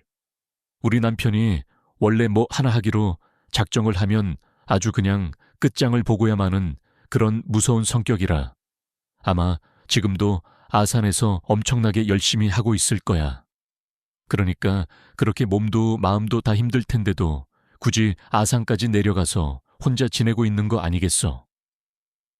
아빠는 진짜 이번에 고급 인력에 아주 귀한 인재 하나 제대로 뽑으신 거예요. 그러니까 우리 남편 월급도 좀 팍팍 많이 올려주셔야 하는 거 아니에요. 230만 원이 그게 다 뭐예요 정말. 아, 그럼 우리 회사 밑에 다른 직원들 월급이 다 그만한 걸 나보고 어쩌라는 게냐. 그리고 나도 애초에 월급은 훨씬 더 많이 준다고 몇 번이나 말해봤는데 내 남편이 극구 사양하면서 그러지 말라고 하더라. 하여간에 정말이지 못 말리는 사위라니까. 그래도 내가 우리 사위 하나는 정말 잘 둬서 요즘 아주 그냥 배가 부르고 든든하다 든든해. 아빠께서는 그렇게 수시로 남편이 현장에서 일을 잘하고 있는지 또 다른 어려운 점은 없는지 은근히 지켜보고 계셨는데 틈날 것이라고는 전혀 없이 너무나도 성실하고 또 우직하게 일을 잘 해내고 있으니까 내심 많이 뿌듯하고 또 대견하게 생각하시는 듯 했습니다. 그렇게 남편이 아산 공장으로 내려간 지 약 넉 달 정도의 시간이 흘렀습니다. 남편은 다행히도 새로운 공장 환경에 아주 잘 적응을 해서 이제는 웬만큼 자리를 잡은 듯 보였습니다. 고작 넉 달 정도면 아직 햇병아리 신입이나 다름없는데도 남편은 정말이지 남들보다 두세 배는 더 열심히 노력했기 때문에 그 공장에서도 동료들의 인정을 받고 또 윗사람들의 신임도 얻으면서 자리를 아주 잘 잡을 수 있었죠. 그런 상황에서 저희 부부의 결혼기념일이 코앞으로 다가오게 되었습니다. 당시는 저희 부부에게 있어서 무려 결혼 10주년이 되는 아주 특별한 해였기 때문에 저는 그냥 평범하게 선물이나 주고받고 저녁 식사나 한번 하는 것으로 넘어가기가 싫더라고요. 그런데 남편은 워낙에 눈코 뜰 새 없이 바쁘게 지내고 있었기에 혹시라도 그 중요한 기념일을 깜빡 잊고 그냥 지나쳐버리지는 않을까 내심 걱정이 되기도 했습니다. 남편은 원래 기념일 같은 것을 살뜰하게 잘 챙기는 그런 다정한 성격은 아니어서 제가 매번 이런저런 힌트를 주거나 아니면 아예 대놓고 알려줘야 겨우 알아차리는 그런 무심한 사람이었거든요. 그래서 이번에도 아마 그럴 것이라고 예상을 하고 제가 먼저 남편을 깜짝 놀라게 해줄 특별한 서프라이즈 이벤트를 준비하기로 마음을 먹었답니다. 기념일 당일 저는 아이들을 모두 친정에다가 잠시 맡기고 저 혼자서 남편이 있는 그 충청도 아산으로 직접 내려갔죠.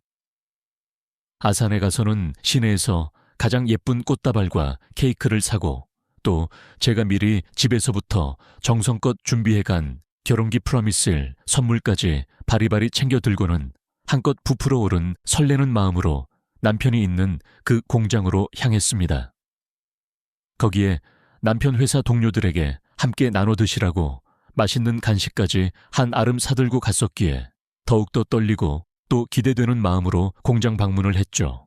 공장 정문에 도착해서는 설레는 마음을 애써 진정시키고 공장 안으로 들어서는 바로 그 순간 저는 전혀 예상치도 못했던 뜻밖의 상황으로 인해 그 자리에 그대로 얼어붙은 듯이 깜짝 놀라야만 했습니다.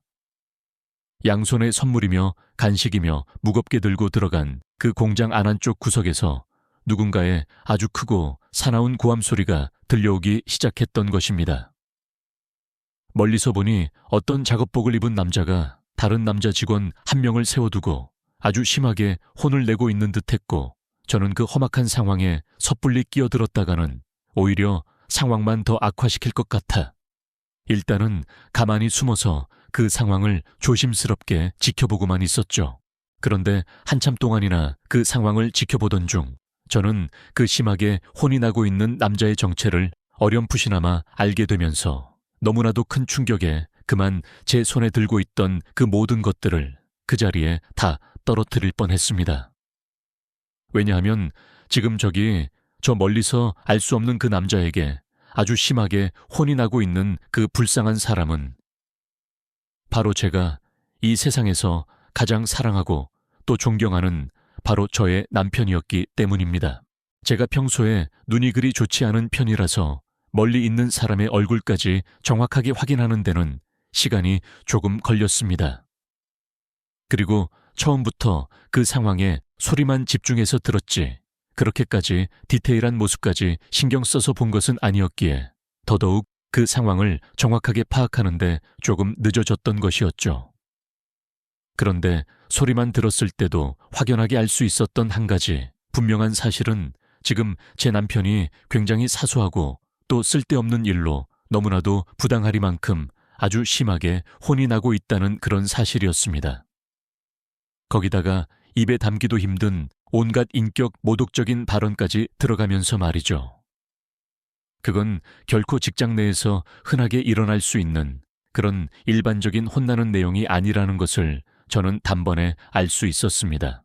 그래서 도대체 누군데 저렇게까지 심하게 구나 싶어 그제서야 제가 조금 더 자세히 상황을 보게 된 것이었고 그로 인해서 제 남편이 지금 저런 엄청난 수모를 당하고 있다는 것을 아주 똑똑히 확인할 수 있었던 것이었습니다. 남편은 계속해서 그 앞에 서 있는 사람에게 허리까지 숙여가며 죄송합니다. 죄송합니다, 대리님. 다음부터는 더 신경 쓰겠습니다. 하고 사과를 하고 있었고 그 상대방은 이미 10분이 넘도록 거의 똑같은 말을 계속해서 반복하면서 남편을 구박하고 몰아쓰고 있더라고요. 저는 당장이라도 그 자리에 뛰쳐나가서 남편에게 왜 아무 말도 못하고 저렇게 당하고만 있냐며, 그리고 그 상대방에게는 당신이 뭔데 우리 남편한테 이따위로 함부로 대하냐며 따지고 싶었지만 도저히 그럴 수가 없었습니다. 제가 지금 이 상황에 섣불리 나서는 것을 제 남편이 절대로 원치 않아 할 것이라는 것을 누구보다 잘 알고 있었기에 차마 그렇게 나설 수가 없더라고요. 그래서 저는 일단 그 상황이 어떻게든 빨리 끝나기만을 바라면서 애써 분노를 억누르며 차분히 기다리고만 있었습니다.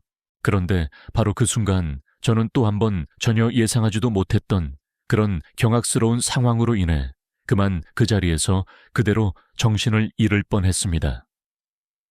그 이유는 바로 한참 동안이나 제 남편에게 온갖 막말과 구박을 퍼붓던 그 직장 상사라는 작자가 갑자기 자신의 그 주체할 수 없는 분을 미처 다 이기지 못해서였는지, 아니면 원래부터 그런 폭력적인 성향을 가진 인간이었는지 갑자기 제 남편의 정강이를 자신의 구둣발로 사정없이 걷어차는 것과 동시에 아주 그냥 보기 흉하게 남편의 뺨까지 세차게 날려버렸기 때문이었습니다. 짝 하는 그 날카로운 마찰음과 함께 제 남편의 고개가 속절없이 옆으로 돌아갔습니다. 저는 그걸 보자마자 정말이지 너무나도 깜짝 놀랐습니다.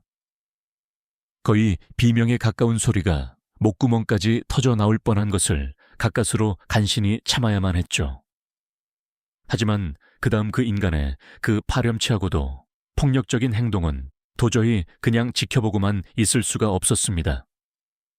저는 남편이 그 이유 없는 폭력에 속수무책으로 맞는 그 모습을 목격하자마자 더 이상 아무것도 생각할 겨를도 없이 곧바로 그들을 향해 달려나갔습니다. 그냥 달려나가는 것만으로는 도저히 성에 안 차서 조금이라도 더 빨리 그 파렴치한 인간 앞에 서기 위해 제 손에 들고 있던 그 무거운 짐들도 전부 다 바닥에 내팽개치고 신고 있던 그 불편한 구두까지 벗어 던지고는 맨발로 그들을 향해 미친 듯이 달려갔습니다. 저기요, 지금 이게 뭐 하는 짓이에요? 당신 지금 누구 정강이를 함부로 걷어차는 거냐고. 그리고는 곧바로 제 남편에게로 달려가 그의 팔을 붙잡고 외쳤습니다. 여보, 당신 괜찮아. 왜 이렇게까지 맞고만 있는 거야? 당신이 대체 무슨 그렇게 큰 잘못을 했길래 저런 인간한테 이렇게까지 맞기까지 하냐고. 남편은 전혀 예상치도 못했던 저의 갑작스러운 등장에 너무나도 깜짝 놀란 표정으로 저를 바라보았고, 그 상대방은 그런 저한테까지 아주 무시하는 듯한 말투를 보이며 오히려 제가 왜 이 일에 끼어드냐며 버럭 화를 내고 있었습니다. 저는 그 인간의 그 아나무인 격인 모습에 더욱더 분노가 치밀어 올라왔습니다. 뭐라고요? 당신 지금 말 다 했어요. 밑에 직원을 훈계할 때 그렇게 정강이랑 뺨따기까지 때려가면서 훈계해도 된다고 회사에서 누가 그렇게 가르치던가요? 어디서 감히 사람 몸에 함부로 손찌검이냐고요? 아, 당신 대체 누구냐고. 그건 내 회사에서 내가 알아서 할 일이니까 당신은 그냥 빠져. 이 아줌마야. 그리고 당신 여기는 또 어떻게 들어왔어? 여기는 회사 직원, 아니면 절대로 못 들어오는 곳인데. 저기 안 보여. 관계자 외 출입금지라고 쓰여 있는 거. 어디서 함부로 굴러 들어와가지고 감히 나한테 이래라 저래라야. 당신 지금 당장 불법 침입으로 경찰서에 끌려가고 싶어. 이 사람은 저한테까지 그렇게 고함을 치면서 듣기 거북하게 제 어깨를 손가락으로 툭툭 밀치면서까지 말을 했습니다. 그 모습을 옆에서 지켜보고 있던 남편이 그제야 더 이상은 참지 못하겠다는 듯이 제대로 나서기 시작했습니다. 저기요, 이 대리님 아무리 그래도 사람 몸에 함부로 손터치는 하지 마시죠.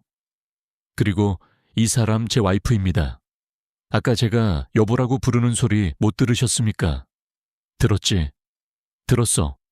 그런데 뭐 내 와이프면 뭐 어쩔 건데, 여기는 설령 대통령이라고 해도 허가 없이는 절대로 못 들어오는 곳이라고 내가 몇 번을 말해. 그리고 내까짓게 감히 어딜 나를 말려. 야, 너 진짜 오늘 완전히 돌았구나. 그래도 여자를 그렇게 함부로 밀치면서까지 말씀하시는 건 아니지 않습니까? 하실 말씀 있으시면 저한테만 하십시오. 저한테만 왜 아무 상관도 없는 엄한 사람한테까지 그렇게 함부로 대하시는 겁니까? 자꾸만 이런 식으로 나오시면 저도 더 이상은 가만히 안 있겠습니다. 야, 이제 보니까 이게 아주 그냥 쌍으로 까부네 꼴랑 내 마누라 하나 왔다고 해서 지금 내까짓게 감히 나한테 개기기라도 하겠다는 거냐. 이게 아주 그냥 허세를 잔뜩 부리네. 왜 와이프 앞에서 그렇게 형편없이 깨지는 모습 보이니까 아주 그냥 자존심이라도 상하냐. 어이구, 근데 그게 바로 내 주제고 내 위치야. 이 양반아, 뭐 어쩌겠냐. 그 나이 처먹고 이제 겨우 말단 신입으로 들어왔으면 그냥 납작 엎드려서 죽은 듯이 조아리고 살아도 시원찮을 판에 알아들었어. 앞으로 다시는 이따위로 주제넘게 까불지 말고. 이 사람은 또 한 번 남편을 조롱하고 무시하면서 이번에는 아주 세게 남편의 어깨를 밀치며 말하더군요. 거기에 더욱더 화가 머리끝까지 치솟은 저는 그만 이성을 잃고 그 자리에서 남편을 밀치는 그 인간에게로 다시 한번 달려가 있는 힘껏 소리를 지르면서 제가 오히려 그 인간을 더 세게 밀쳐버렸습니다. 내 남편 몸에 함부로 손대지 말라고 내가 몇 번을 말했지. 이 개자식아. 저의 그 갑작스러운 밀침에 크게 휘청거리던 이 남자도 이제는 점점 더 흥분을 하기 시작하는 것 같았습니다. 그리고는 그때부터는 아예 타겟을 저한테로 완전히 바꿔서 입에 담기도 힘든 온갖 막말들을 제게 퍼붓기 시작하더라고요. 야, 너 대체 뭔데? 이것들이 아주 그냥 쌍으로 가지가지하네. 야, 너 진짜 누구야? 대체 누구냐고? 어디서 굴러먹다 온지도 모르는 년이 감히 기어들어와서 지금 누구한테 행패야? 왜 내 정체가 그렇게 궁금해? 그렇게 궁금하면 내가 아주 친절하게 알려줘야지. 안 그래. 그 남자는 잔뜩 흥분해서 저한테 계속해서 소리를 쳐댔고 저는 제 정체를 그토록 궁금해하는 그 사람에게 아주 친절하고도 상세하게 저에 대해서 제대로 알려주었습니다. 저는 제 재킷 안주머니 속에 항상 넣고 다니던 제 회사 사원증을 꺼내서 그 인간의 눈앞에다 바짝 가져다 대고 아주 똑똑히 잘 보이도록 펼쳐 보였습니다. 이곳은 회사 내에서도 특히나 보안이 중요한 통제구역이라서 외부인의 출입을 위해서는 반드시 입구에 계시는 경비원분에게 사원증을 제시하고 확인을 받아야만 했기에 마침 제가 그걸 보여드리고 나서 바로 주머니에 다시 넣어놓은 상태였거든요. 그래서 이렇게 바로 꺼내서 그에게 보여줄 수 있었죠. 그 사원증에는 제 이름과 함께 소속 부서 그리고 회사 직함이 아주 선명하게 적혀 있었고 그 사원증을 보자마자 그 인간은 너무나도 깜짝 놀라더니 급기야는 온몸을 아주 그냥 사시나무처럼 벌벌 떨기 시작하는 것이 아니겠어요. 그러면서 그의 그 아나무인 격이던 행동과 말투가 순식간에 아주 그냥 180도로 확 달라졌습니다. 과장님. 네, 제가 바로 본사 기획팀에서 온 강은혜 과장입니다. 제가 아마 본사에서만 주로 근무를 해서 현장에 계신 대리님께서는 저를 잘 몰라보셨나 본데 오늘 이렇게 직접 찾아뵙게 되었네요. 그런데 이 대리님 여기 아산 공장에 들어오신 지는 얼마나 되셨어요? 대리 정도 직급이 되셨으면 그래도 여기 들어오신 지도 꽤 되셨을 텐데 직원 교육을 지금까지 그따위로 해오신 거예요. 아니지, 어쩌면 지금까지 회사 생활 자체를 그렇게 막무가내로 해오신 건가요?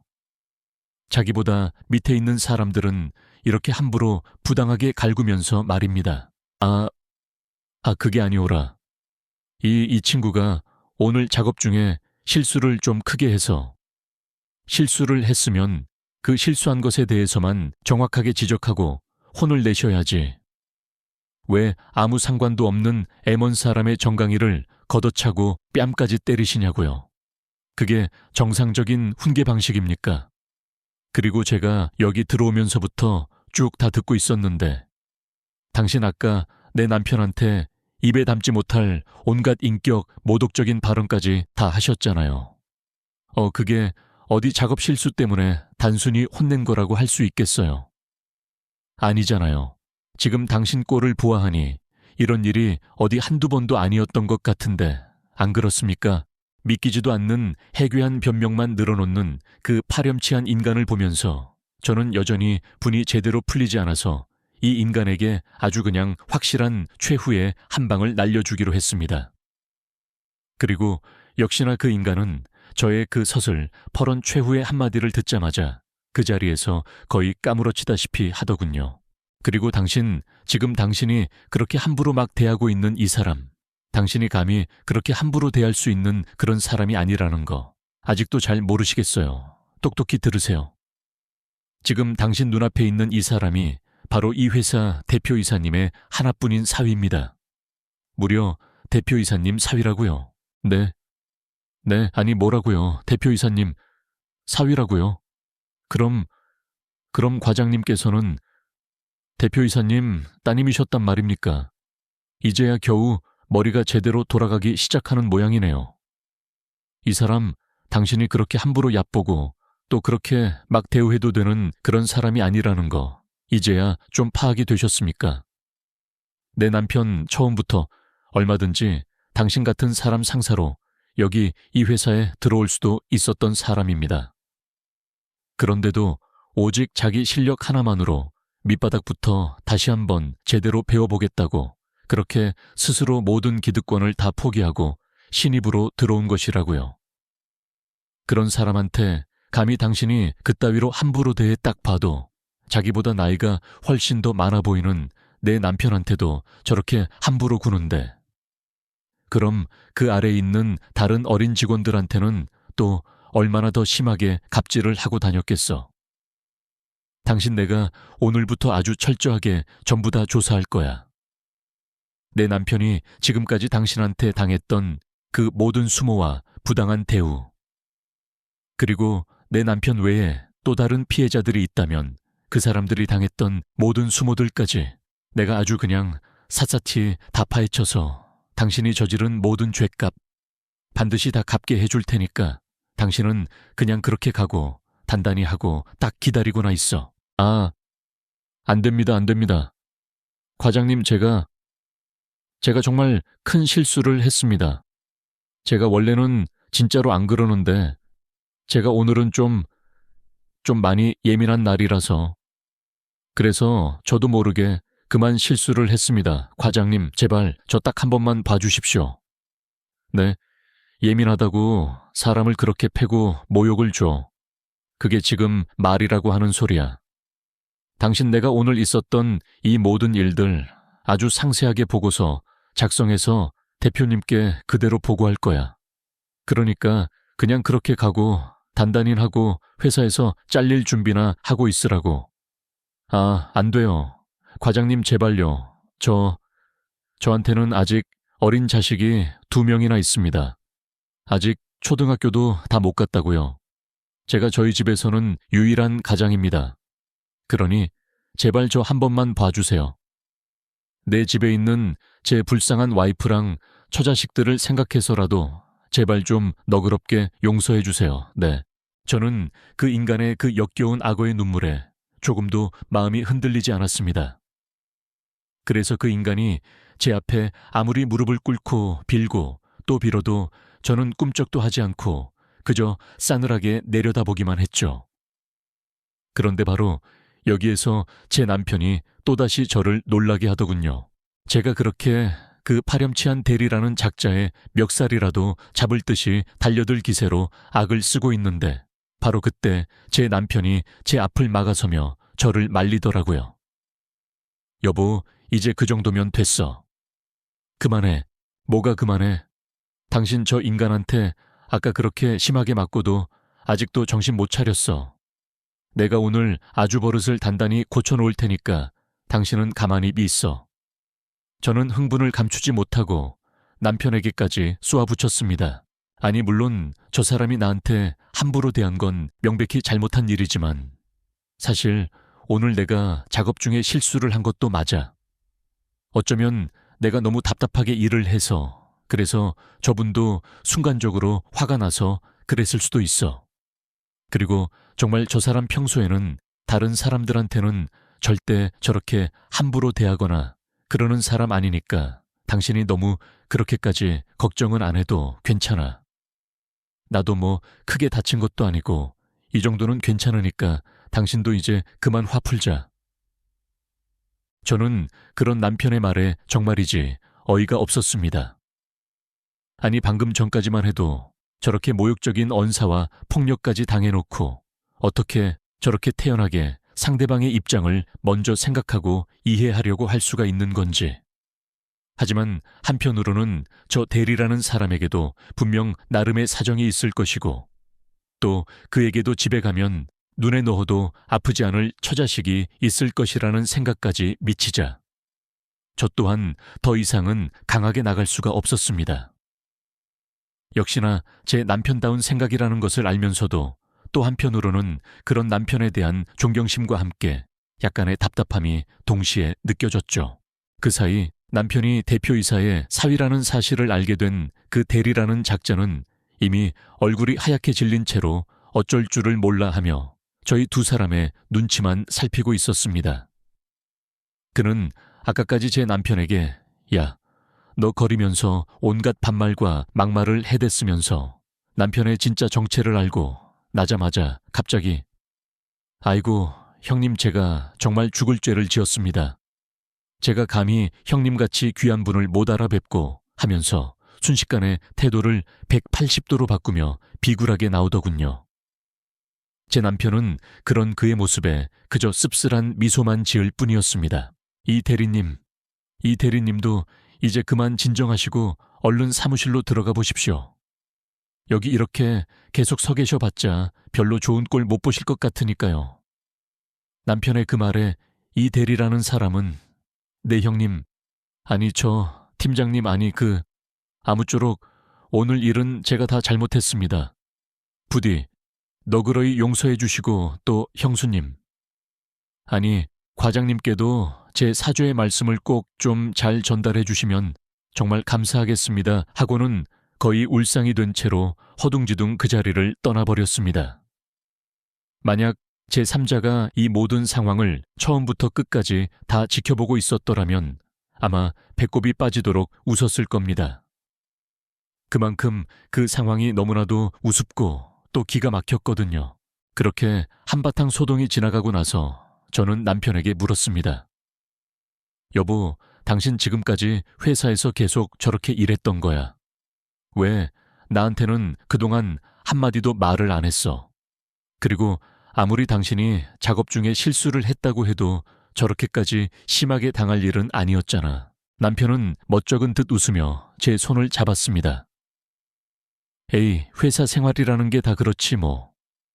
특히나 공장 현장 일이라는 게 그렇더라고. 아주 작은 실수 하나가 큰 사고로 이어질 수도 있다 보니까 다들 항상 예민하게 신경을 곤두쓰고 일을 할 수밖에 없는 거지. 그런 중요한 곳에서 내가 실수를 했으니 당연히 혼나는 게 맞아. 물론 그 사람이 나를 때린 건 명백히 잘못한 일이지만 그래도 뭐 나도 아주 잘한 건 없으니까 그냥 이번 일은 이쯤에서 덮고 넘어가자. 그리고 당신한테 정말 간곡히 부탁인데 이 일에 대해서만큼은 절대로 장인어른께는 먼저 말씀드리지 말아줘. 그냥 우리 두 사람 선에서만 조용히 해결하고 끝냈으면 좋겠어. 괜히 아버님까지 아시면 마음만 더 심란해지실 테니까 이런 극한의 상황에서도 남의 탓을 먼저 하기보다는 오히려 자신의 부족함과 실수를 먼저 인정하고 또 상대방을 이해하려고 노력하는 남편의 그 깊은 속내를 보면서 저는 또 한 번 이 사람이 정말로 대단하고 또 존경스러운 사람이라는 것을 느낄 수 있었습니다. 그리고 동시에 그런 남편의 곁을 함께할 수 있는 제 자신이 너무나도 자랑스럽고 또 행복하다고 생각했죠. 그렇게 그 한 번의 큰 사건을 잘 넘긴 뒤로 남편의 아산 공장 생활은 이전과는 완전히 다른 아주 평화롭고 또 안정적인 분위기 속에서 계속될 수 있었습니다. 저희에게 그렇게 호되게 한번 혼이 났던 그 이 대리라는 사람이 온 공장에다가 제 남편이 바로 이 회사 대표이사의 하나뿐인 사위라는 그 엄청난 사실을 다 알렸기 때문에 그때부터는 공장 내의 그 누구도 더 이상 제 남편을 함부로 대하거나 무시하지 못했거든요. 오히려 다들 제 남편에게 어떻게든 잘 보이려고 온갖 아부성 멘트를 날리거나 과도한 친절을 베푸는 사람들이 갑자기 많아져서 남편은 그걸 또 상당히 난감해하고 또 부담스러워하기도 했습니다. 왜냐하면 주변에서 남편에게 잘 보이기 위해 의도적으로 접근하는 사람들이 갑자기 너무 많아졌기 때문입니다. 그래도 한 가지 긍정적인 부분이 있었다면 예전에는 남편이 나이가 들어서 늦깎이 신입으로 들어왔다고 해서 그를 은근히 무시하거나 얕잡아 보던 그런 일부 사람들이 있었는데 그 사람들의 태도까지 아주 그냥 싹 다 바뀌게 되면서 더 이상 남편을 비꼬거나 일을 제대로 가르쳐주지 않고 일부러 꼽주는 그런 행동들이 완전히 사라지게 되었다는 것이었습니다. 오히려 이전과는 다르게 다들 너무나도 정중하고 또 깍듯하게 업무에 대해 이것저것 자세히 알려주었기에 남편은 불과 1년 반이라는 그 짧은 시간 안에 아산 공장의 그 복잡한 전반적인 모든 업무에 대해 아주 완벽하게 다 파악을 할 수 있게 되었습니다. 남편 또한 그런 주변의 변화에 안주하지 않고 더욱더 열심히 노력했기에 밤낮없이 현장에서 직접 몸으로 부딪혀가며 업무에 대해 배우고 또 익히면서 일을 한 결과 이제는 그 누구보다 아산 공장 구석구석까지 모르는 것이 없는 그런 핵심적인 직원으로 빠르게 성장할 수 있었죠. 덕분에 저희 아빠의 입에서는 그런 사위에 대한 셔머니의 그 싸늘한 시선과 비아냥거림은 마치 날카로운 칼날처럼 제 가슴을 후벼 파는 듯 했습니다. 그는 제가 친정어머니를 챙기는 것 자체를 못마땅해 했고 마치 제가 시어머니를 소홀히 대하고 있다는 듯한 뉘앙스를 풍기며 저를 비난했습니다. 그 순간 저는 이 결혼 생활이 더 이상 지속될 수 없음을 어렴풋이 직감했습니다. 그의 이기심과 편협함은 이미 도를 넘어섰고 저와 제 가족에 대한 최소한의 존중조차 찾아볼 수 없었기 때문입니다. 그런데 여기에서 또 한 번의 놀라운 반전이 있었습니다. 남편이 그렇게 아산 공장에서 어느 정도 자리를 잡고 또 본사에서도 그 능력을 인정받기 시작할 무렵 저희 아빠께서 어느 날 저녁 식사 자리에서 이런 말씀을 하시더군요. 자네 아산 공장 다니면서 초반에 이 대리라는 녀석 때문에 마음고생 좀 했었다면서. 저는 깜짝 놀라 아빠를 쳐다보았습니다. 네, 아니 장인어른 그 이야기를 어떻게... 남편 역시 당황한 표정을 감추지 못했습니다. 아니 아빠 알고 계셨어요. 그런데 왜 저희한테는 그동안 아무 말씀도 안 하셨어요. 저도 믿을 수 없다는 듯이 물었습니다. 아빠는 그저 허허 웃으시며 말씀하셨습니다. 이 애비가 내 회사에서 일어나는 일들 중에서 모르는 것이 단 하나라도 있었던 적이 있었더냐. 나는 다 알고 있었지. 그리고 원래 이런 좋지 않은 이야기들은 더 빨리 소문이 퍼지는 법이야. 은혜, 네가 그날 아산 공장에 내려갔을 때 그 이 대리라는 녀석 하나 아주 제대로 잡았다면서 거기 아산 공장장이 우연히 그 모습을 다 봤나 보더라. 그리고는 그걸 내 귀에까지 들어오도록 아주 상세하게 보고를 했었어. 그래서 내가 너희들 몰래 그 직원놈 따로 내 방으로 불러다가 아주 단단히 주의를 주고 또 경고까지 했었다. 내가 따로 손 좀 봐줬었지. 네, 아니 장인어른 그건 또 언제 그렇게. 내 딸이 나한테 직접 보고하겠다고 길길이 날뛰는 것을 자네가 중간에서 잘 말렸다면서 아주 잘했네. 사회생활이라는 것이 원래 다 그런 것이지. 이런 꼴, 저런 꼴, 별의별 꼴들을 다 보면서도 꿋꿋하게 살아내야 하는 것이 바로 이 험난한 사회생활 아니겠는가. 그런데 그걸 알게 된 내가 어찌 가만히 보고만 있을 수가 있었겠나. 첫 번째는 내 하나뿐인 사위의 그 회사 내에서의 권위를 위해서도 그렇고 또 둘째는 자네 다음에 들어올지도 모르는 또 다른 선량한 피해자가 나오는 것을 막기 위해서도 그랬네. 앞으로 자네가 이 회사, 이 공장의 수장이 될 사람인데 초반부터 그런 하찮은 놈에게 무시나 당하고 있어서야 어디 제대로 일이 돌아가겠는가. 그러니 내가 자네 길을 좀 단단히 살려주느라 그랬다고 생각하게. 그리고 자네가 그때 한 가지 실수한 것이 있어. 그런 못된 인간은 그래도 한 번쯤은 아주 따끔하게 혼을 내주고 또 본때를 보여줘야 하는 것이야. 그래야만 자네 다음에 그 자리에 들어서는 다른 사람들이 자네가 겪었던 그런 똑같은 과정을 또다시 안 겪게 되는 것이라고. 그래서 내가 그 직원놈 따로 불러다가 아주 엄하게 경고를 한번 줬었네.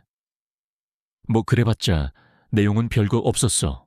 앞으로 다시는 그런 못된 짓 하지 말고 정신 똑바로 차리고 일 잘하라는 그런 얘기였지만, 자네도 앞으로 나와 같은 위치에 서게 되면 자네 밑에 있는 다른 직원들이 자네와 똑같은 그런 억울한 상황들을 얼마든지 또 겪을 수 있을 텐데, 그때마다 자네가 아주 지혜롭고 또 현명하게 잘 처리를 해야만 하네. 무조건 사람이 좋게만 대한다고 해서 다 좋은 것은 아니거든. 알겠나, 우리 사위? 네, 장인어른 잘 알겠습니다. 이렇게 또 장인어른께 한 수 크게 배우게 되네요. 오늘 주신 말씀 평생 마음에 새기고 명심하도록 하겠습니다. 그리고 정말 감사합니다, 아버님. 그래. 그래도 자네 아주 잘하고 있네. 아주 우리 사위가 있어서 내가 요즘 아주 그냥 든든하다고 그렇게 남편은 또 한 번 아빠에게 큰 인정을 받을 수 있었답니다. 저에게는 그 모든 것이 다 너무나도 고맙고 또 감사하게만 느껴졌습니다. 제 남편은 아빠에게 진심으로 인정을 받고 또 저희 아빠는 제 남편에게 더없이 존경받는 직장 상사이자 동시에 든든한 장인어른이 되었기 때문에 이 두 사람의 그 멋진 모습을 옆에서 지켜보는 것이 저에게는 너무나도 큰 뿌듯함이자 행복이었습니다. 그 뒤로 남편은 본사로 발령을 받아서 서울 본사와 아산 공장 전체를 총괄하는 아주 중요한 책임자 역할을 맡아서 하게 되었습니다. 아산 공장의 그 복잡한 전반적인 모든 시스템에 대해 이미 완벽하게 다 파악이 되어 있었기에 주로 본사에서만 일을 하던 다른 우리 직원들과는 또 다른 차원의 뛰어난 업무 능력을 보여주고 있어서 아빠께서도 그런 사위를 매우 흡족해하고 또 대견해하고 계시답니다. 그리고 남편은 본사에서도 그 능력을 크게 인정을 받고 있는데 이게 다 제 남편의 그 좋은 인성과 타고난 성실함, 그리고 무엇보다 겸손함 때문이 아닐까 싶어요. 그만큼 남편은 자신이 대표이사의 사위라는 그런 특별한 위치를 일부러 다른 사람들 앞에서 드러낸다거나 혹은 그걸로 괜한 유세를 떠는 그런 행동은 전혀 하지 않고 그 어떤 직원들과도 다 동등한 위치에서 함께 어울리며 회사 생활을 하려고 노력하고 또 본사의 새로운 업무들도 아주 열심히 처음부터 다시 배워가면서 그렇게 저희 아빠의 가장 든든한 조력자가 되어주고 있습니다. 게다가 예전에 제 남편을 그렇게 함부로 막대했던 그 이 대리라는 사람과도 이제는 언제 그랬냐는 듯이 모든 앙금을 다 풀고 아주 원만하게 잘 지내고 있는데, 그 대리라는 사람이 지난날에 자신의 그 어리석었던 행동들을 진심으로 후회하면서 지금은 오히려 제 남편에게 누구보다 더 깍듯하게 잘하고 있다고 하더라고요. 그리고 제 남편이 그 일 이후에는 그 사람에게 밑에 있는 사람들을 어떻게 대해야 하는지에 대한 그런 인간적인 교육도 아주 단단히 시켜놔서 지금은 그 사람이 밑에 있는 다른 어린 직원들을 함부로 하대하거나 무시하는 것이 아니라 같은 동료 직원으로서 서로 존중하고 또 배려하면서 함께 즐겁게 일을 하는 그런 좋은 상사로 완전히 바뀌었다고 해요. 그것뿐만이 아니랍니다. 남편은 공장 사람들의 크고 작은 경조사까지 일일이 다 직접 챙기면서 정말이지 모든 직원들에게 존경받는 그런 좋은 상사이자 리더가 되었죠. 그걸 옆에서 지켜보면서도 역시 이 사람은 언젠가는 이 회사의 수장이 될 만한 그런 충분한 자질과 능력을 갖춘 사람이라는 것을 저는 매 순간 느끼고 있답니다. 또 그건 저만 그렇게 느낀 것이 아니라 저희 아빠도 함께 느끼셨는지 요즘에는 남편에게 조금씩 당신의 중요한 일들을 하나씩 맡기시면서 점차적으로 회사 내에서의 그 입지를 더욱더 단단하게 늘려주고 계시는 중이랍니다. 그렇게 저희 아빠의 든든한 조력자이자 또 회사 내에서는 모든 직원들에게 존경받는 상사로서 제 남편은 그 능력을 한껏 발휘하며 회사 생활을 아주 성공적으로 잘 해나가고 있었습니다. 하지만 그렇다고 해서 제 남편이 일에만 빠져서 가정을 소홀히 하는 그런 워커홀릭이었냐 하면 그건 또 절대 아니었습니다. 오히려 그는 그 누구보다 가정을 소중하게 생각하고 또 가족들과 함께하는 시간을 그 무엇과도 바꿀 수 없는 가장 귀한 가치로 여기는 그런 사람이었습니다. 이제는 남편도 저와 함께 서울 본사에서 근무를 하고 있어서 저희 가족 모두는 예전처럼 다 같이 한 집에서 오손도손 지내고 있는데 그는 아무리 회사 일이 바쁘고 또 몸이 피곤해도 퇴근하고 돌아오면 반드시 우리 딸아이와 아들 녀석과 함께 시간을 보내주려고 노력합니다. 그동안 아산 공장에서 일하면서 주말 부부로 지내는 바람에 아이들과 함께 많은 시간을 보내주지 못했던 것이 내심 많이 미안하고 또 안타까웠다면서 이제라도 그 부족했던 시간들을 다 채워주고 싶다고 하더라고요. 그래서 주말이면 아이들을 데리고 가까운 공원에 가서 자전거를 가르쳐 주기도 하고 또 집에서는 함께 보드게임을 하거나 재미있는 영화를 보면서 깔깔거리며 웃음꽃을 피우기도 합니다. 때로는 제가 그런 남편을 보면서 여보 당신 회사에서도 그렇게 하루 종일 피곤하게 일하고 와서 집에서까지 그렇게 애들한테 모든 시간과 에너지를 다 빼앗기면 어떡해요? 당신도 좀 쉬어야죠. 하고 걱정스러운 마음에 한마디씩 할 때도 있어요. 그럴 때면 저희 남편은 늘 저를 꼭 안아주면서 이렇게 말을 해준답니다. 여보, 내가 예전에 뭐라고 그랬어? 내 인생의 가장 큰 꿈이자 목표는 바로 우리 사랑하는 자식들이랑 그리고 내가 세상에서 가장 사랑하는 당신이랑 다 같이 함께 행복하게 오래오래 잘 사는 거라고 했었지. 내가 아무리 회사에서 높은 자리에 올라가고 또 돈을 많이 벌면 뭐해. 정작 내 옆에 있는 당신이랑 우리 애들이 하나도 행복하지 않다면 그 모든 것들이 다 무슨 소용이 있겠어. 그러니까 나 절대로 말리지 마. 나는 지금 내가 세상에서 가장 행복하고 또 가장 중요한 일을 하고 있는 거라니까. 그리고 나를 끝까지 믿고 여기까지 함께 와줘서 정말 고마워 여보. 그리고 진심으로 사랑해. 저는 이렇게나 든든하고 또 한결같이 멋진 남편과 함께 매일매일을 감사하며 살고 있습니다. 그리고 저희 가족은 과연 어떻게 되었는지 궁금하시죠? 아직까지 저희 부부의 그 오랜 꿈이었던 정원 딸린 예쁜 단독주택으로는 이사를 가지 못했지만 그래도 그동안 밤낮 없이 가족들을 위해 애써준 우리 남편 덕분에 저희는 몇 년 전에 그 작고 답답했던 20평짜리 빌라를 벗어나 40평이 훌쩍 넘는 아주 넓고 쾌적한 새 아파트로 이사를 갈 수 있었답니다. 그게 벌써 4년 전의 이야기네요. 여러분, 정말로 우리가 그토록 간절히 바라고 또 찾아 헤매는 그 행복이라는 것은 그렇게 아주 멀고 거창한 곳에만 있는 것이 아닌 것 같습니다. 저는 사실 제 남편을 만나기 전까지는 저희 아빠가 벌어다 주시는 그 넉넉한 돈과 또 부족함 없는 가정 형편 덕분에 세상 물정 아무것도 모르고 그저 아무런 걱정 없이 어쩌면 조금은 철없이 그렇게 살아왔었던 것 같습니다. 그런데 그런 제가 제 남편을 만난 이후로는 비로소 돈의 진짜 소중함도 알게 되었고 또 그보다 더 중요한 사람의 소중함과 가치에 대해서도 아주 조금씩이나마 깨달을 수 있게 되었습니다. 그래서 이제는 저도 제 남편과 함께 아주 작은 목표라도 하나하나 세우고 또 그것을 함께 이루어 나가는 그 모든 과정들이 예전에는 미처 느껴보지 못했던 너무나도 큰 즐거움이자 뿌듯함 그리고 또 다른 행복이라는 것을 알게 된 그런 사람으로 조금씩 바뀌게 되었답니다.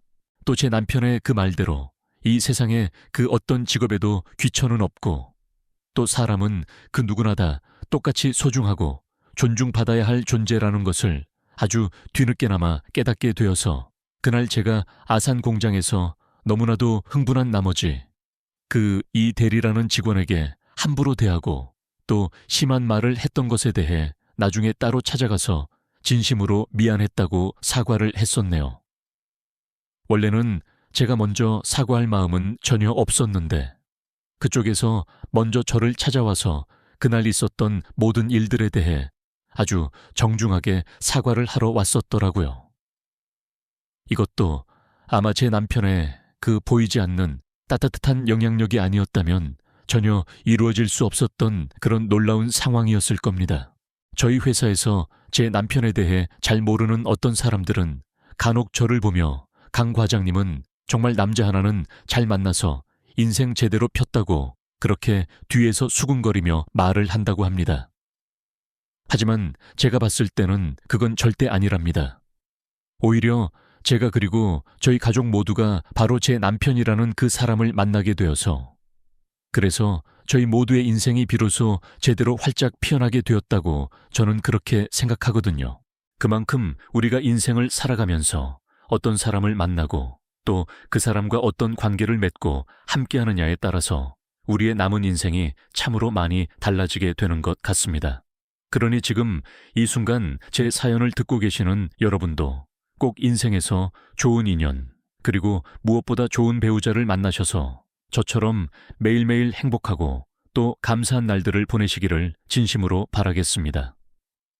제가 늘 멀리서나마 여러분의 그 소중한 행복을 함께 응원하겠습니다. 제 부족하고도 긴 사연을 이렇게 끝까지 인내심 있게 들어주셔서 정말 감사합니다.